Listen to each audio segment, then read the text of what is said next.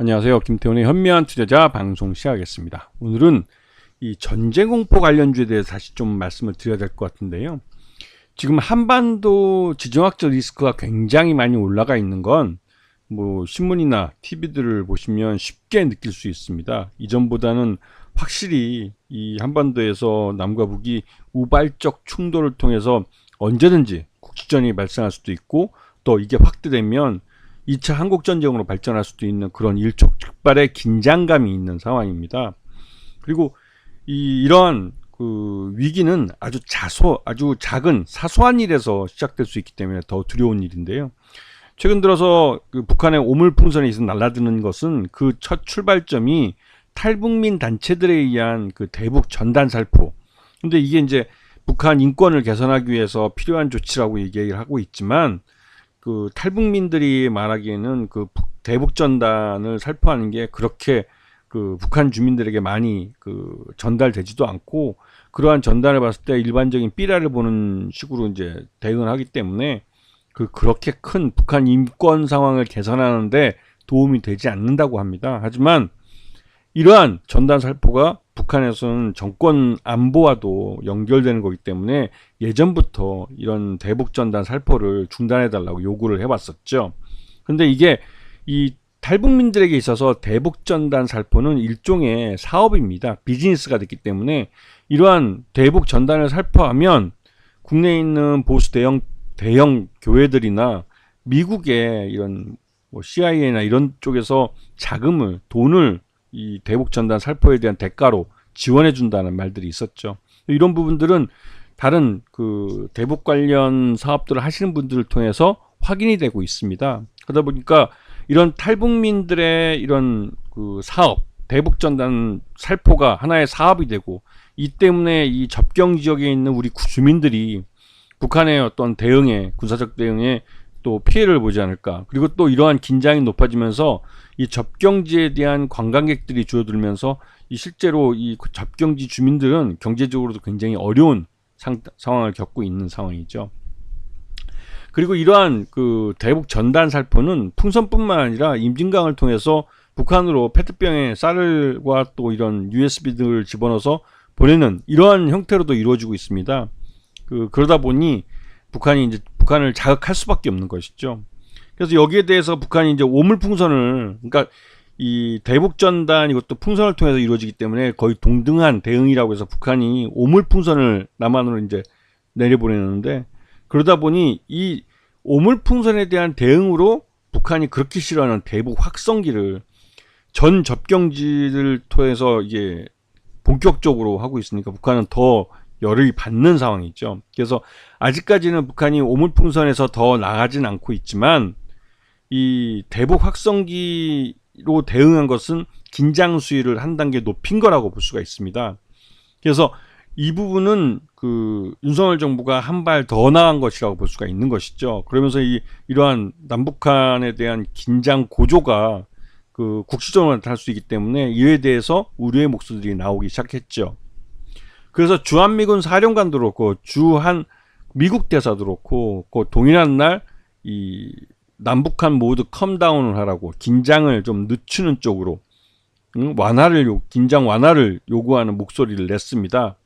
지금 미국은 러시아 우크라이나 전쟁 지원하기도 힘들어 죽겠는데, 또 이스라엘마저도 이 주변 그 아랍국들과 뭐 긴장을 높이면서 전면전 형태로 나가고 있어서 미국으로서는 그 하나의 전쟁이 아니라 동시에 세 개의 전쟁을 할 여력이 안 되는 상황입니다. 그렇기 때문에 웬만하면 동북아에서 평화가 유지되는 걸 희망하고 있죠. 그런데 그에 대해서 이제 이 윤석열 정부는 이 강성 목소리를 계속 높이고 있습니다. 북한에 대해서 선제 타격을 할 것이라는 말을 함부로 막 해대고 하니 북한도 긴장할 수밖에 없는 것이죠. 이게 이렇게 계속 긴장 수위를 높이고 있는 건 이 윤석열 정부 이 보수 정권의 그 예전에도 이제 이러다 연평도 포격 사건이 터지고 했던 그 전례가 있기 때문에 미국에서는 계속 긴장 완화를 요구하는 목소리들이 나오고, 최근에 그 간첩 사건 같은 경우도 일종의 우리 한국 정부에 대한, 윤석열 정부에 대한 경고라고 볼 수도 있는 것이죠. 근데 여기다가 이제 민주당 국회의원인 부승찬 씨가 이게 이제 이 천공이라는 무속인 이 윤석열의 이제 무슨 멘토라고 불리는 그 어떤 그 뭐랄까요 천공이란 무속인인데 이 무속인이 통일에 대한 이런 시나리오 예언을 했다고 이제 얘기를 하면서 그걸 이제 SNS에 올렸죠. 그러면서 이제 앞으로 일어날 수 있는 한반도에서 일어날 수 있는 일들을 이렇게 쭉 그 시나리오를 하나 써낸 게 있는데 이게 솔직히 이제 북한 오물 풍선에 대해서 그 우리 군이 대북 확성기까지 재가동하는 것까지는 맞았고 여기다가 북한이 아직까지는 군사적 대응을 하고 있지 않지만 이 단계가 넘어서면 예전과 같이 이제 그 동서해안이나 아니면 그 이 육지에서 국지전이 발생할 수도 있지 않을까라는 불안감이 있는 상태입니다. 그리고 러시아의 최근 들어서 이 동해안이나 이런 쪽에 러시아의 전략 폭격기가 또 날아들고 또 우리 카디에 쪽에 중국의 전략 폭격기들이 날아드는 등 이 북중러와 한미일의 군사적 긴장이 고조되고 있는 상황입니다. 이 한미 동맹은 말 그대로 한국 전쟁에 같이 싸운 그 진짜 군사적 동맹으로서 지금 거의 반세기 넘게 그 이어지고 있는데 여기에 그 미일 군사동맹의 한미일 동맹으로 이 확대하려고 하는 움직임이 있죠. 이렇게 되면 그나마 이제 일본은 자신들이 유리한 해군과 또 공군 이런 쪽에서는 유리하지만 육군 쪽에서는 뭐 우리 한국군은 자유세계에서 미군을 제외하고 가장 강력한 지상군을 갖고 있다고 이제 해도 과언이 아닌데 이러한 지상군을 일본군은 지휘하면서 자신들의 하부 구조로 들여오고 싶겠죠. 그렇게 해서 이 중국과 러시아의 그 남하 정책을 막아내고 싶어 할 겁니다. 즉 그렇게 되면 우리 한국군은 일본 자위대에 어떻게 보면 이 총알바지가 돼버리는 거죠. 그렇기 때문에 우리 군 수뇌부도 군 장성 중에서는 이 한미일 군사동맹에 반대하는 목소리가 많이 나오는 겁니다. 왜냐하면 지금 현재 돌아가는 판은 미국은 어찌됐든 이 태평양에 들어오려는 중국과 러시아를 그 한국과 일본이 막아주면 방패가 돼주면 그 미국이 대응할 수 있는 시간을 벌어주기 때문에 자신들은 뭐 그 한국이나 일본이 방패가 돼주기를 원하고 그 중에서도 가장 앞서 있는 한국이 전초기지로서 그 중국과 러시아의 이런 그 어떤 군사적 충돌에 있어서 이 총알바지가 되기를 원하는 것이죠. 하지만 우리가 남의 전쟁에 그런 총알바지가 될 필요가 없지 않습니까? 그래서 이제 그 한미 동맹은 인정하더라도 한미일 동맹을 반대하는 이유는 남의 전쟁에 우리가 끼어들기 싫기 때문에 그렇습니다. 남의 전쟁에 괜히 우리가 피해받을 일도 없고. 하여튼 여기다가 이스라엘군이 이제 하마스 사령관을 직접 이란에서 이제 암살을 하면서 이 중동 지역에 이 전면전 위험이 높아지고 있습니다. 이게 이제 그 평화의 상징인 파리 올림픽 때 이런 일이 이루어진 게 참 아이러니하긴 한데 그러다 보니 이러한 긴장 고조가 그 주식시장에도 영향을 미치고 있죠. 지금 보시면 빅텍 같은 경우도 이러한 그 전후사정에 봤을 때 이제 긴장이 이제 이런 지정학적 리스크나 이런 긴장이 높아지면 빅텍이라는 이 종목의 개인 투자자들의 묻지마 매수가 들어옵니다. 이게 이제 방위산업 쪽이지만 주로 내수용이기 때문에 국방비를 받아서 국군이 발주하지 않으면 이게 실제로 실적이 이렇게 좋지는 않은 회사예요. 그리고 휴니드도 마찬가지로 정술 통신용 무전기를 만드는 이제 방산업체인데 여기도 역시나 내수 시장 중심으로 즉 국군의 무기를 공급하는 것으로 이제 수익을 얻는 회사죠.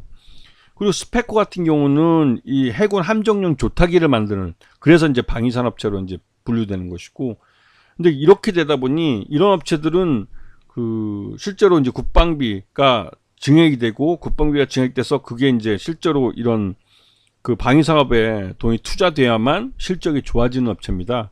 이건 다른 그 우리가 익히 알고 있는 국산무기 그 수출 관련 한국항공우주나 한화 에어로스페이스, 현대 로템 같은 회사하고는 다른 차원의 LIG 넥스원이나 이런 그 국산무기를 수출하는 업체들과는 전혀 좀 다른 개념의 방위산업체죠. 그래서 이 빅텍, 스페코, 휴니드 이 세 종목이 특히나 이제 전쟁공포 관련주라고 해서 개인 투자가들이 한반도 지정학적 리스크가 높아지거나 전쟁에 관련해서 전 세계적으로 이런 리스크가 좀 높아졌을 때 개인 투자자들이 빅텍, 스페코, 휴니드를 묻지마로 매수하는 경우가 많습니다. 특히 오늘 같은 경우가 그렇죠. 그 여기에 더해서 한일단저나 퍼스텍도 같이 들어 5개 종목이 개인 투자가들이 묻지마로 매수하는 종목이기도 합니다. 이게 이제 학습 효과가 돼 있기 때문에 그런데요. 이러한 전쟁 공포에 대한 테마주 성격의 매매가 이루어지는 것은 개인 투자자들이 예전부터 이런 긴장 관계 속에서 이런 종목들이 중소형주기 때문에 쉽게 급등하는 경우를 많이 봐왔기 때문에 이런 학습 효과에 의해서 일단은 묻지마로 들어가는 경우가 있죠. 특히 지금처럼 이 지정학적 리스크나 이런 전쟁에 대한 뉴스들이 초기에 나올 때, 이때는 그 테마줄도 마찬가지지만 묻지마로 매수하는 경우가 많습니다. 그리고 나서 주가가 급등을 하고 장대 양봉이 나온 이후에 뒤늦게 쫓아오는 개인 투자가들한테 앞에 먼저 산 개인 투자가들이 던지고 나오는 거죠. 즉 단타입니다. 근데 그렇게 단타로 손바뀜이 계속되면 며칠 동안 계속 급등하는 경우가 있어요. 그러면 단기적으로도 뭐 50% 이상 뭐 수익이 나는 경우도 있습니다.